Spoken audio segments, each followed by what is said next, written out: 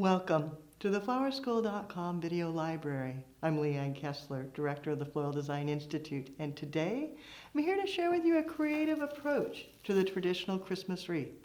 So let's get started. When you choose a pre-made wreath, it's important to look at the back. You would prefer a metal frame. They come in metal and plastic, but the metal ones just seem to be better. So look at the back, check for that. Then you want to fluff it out, because when they make these wreaths, they stack them 10 high, band them, and then put them in big, big crates and stack them again. So the further down, the more they get smashed.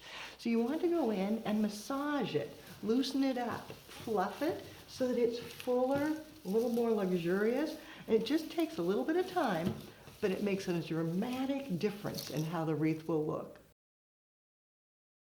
Adding unique materials can personalize your wreath. For this, I'm going to use some magnolia, shiny green on one side, and beautiful butterscotch suede on the other side, and then an evergreen foliage called cryptomeria.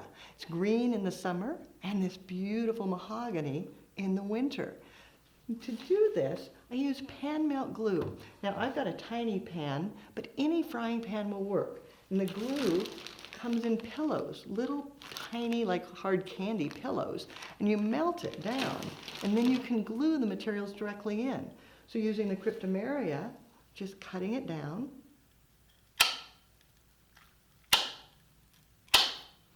and then the magnolia you can use as individual leaves. Or you can go back and use a portion of the stem, whatever works. Then when you go to insert it, just dip it into the glue, squiggle it so you don't have too many cobwebs, then lift and insert, following the same pattern that the foliages have already set. So again, it's just a dip, lift and insert.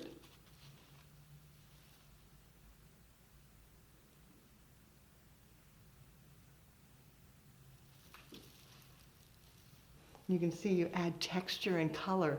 Then of course, adding cones is always a great touch. You can go back, just dip, and tuck them right in. No need to wire. Isn't this a great labor saver? What would I do without pan melt glue? As I was working, you may have wondered, why not just use a glue gun? Why do you have to use pan melt? You can use a glue gun. The pan melt is just more efficient because you can use both hands at the same time. You don't have to be squeezing the gun.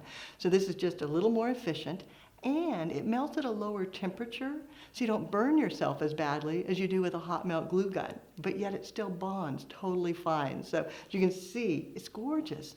Now let's go one more step and add some branches, add some movement, some dynamic line. That gorgeous magnolia, isn't that grand?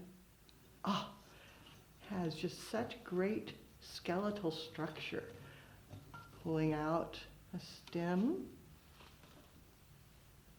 and maybe another.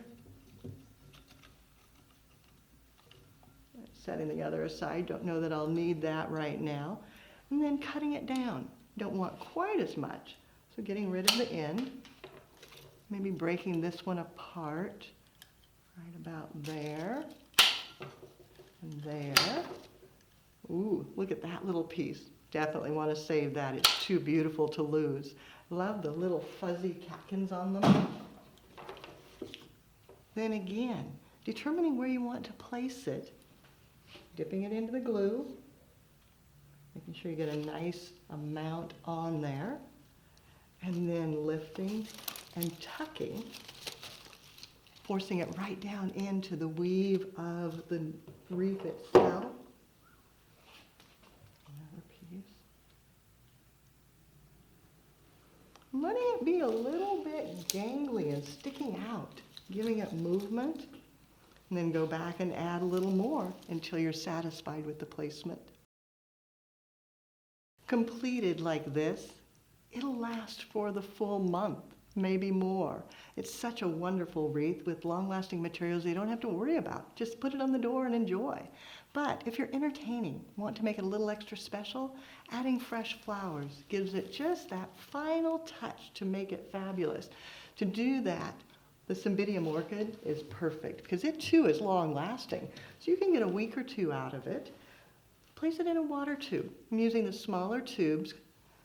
Give it a cut so that it's not quite so tight, and then just sliding it right down in. Making sure it gets down into the water.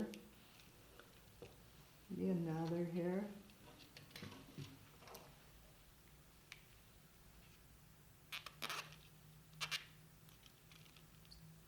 You can reflex the petals so that their faces show a little more. And then once again, just dip it into the pan melt and set it right into your wreath. To ensure your wreath lasts just as long as possible, when you're done, go back and spray everything with the Crown and Glory. Just saturate the flowers, the foliages, the branches, and it will lock the moisture in to extend the life of the wreath so you can enjoy it throughout the season. For more creative inspiration, check out the website, flowerschool.com. If you have questions, you can reach us through there or by telephone at 503-223-8089. If it's easier, use my personal email. It's leanne@floraldesigninstitute.com. And I'd love to see what you create. Take a picture, post it on social media, and tag Floral Design Institute so we all can see. For now, it's your turn. Have fun and do something you love.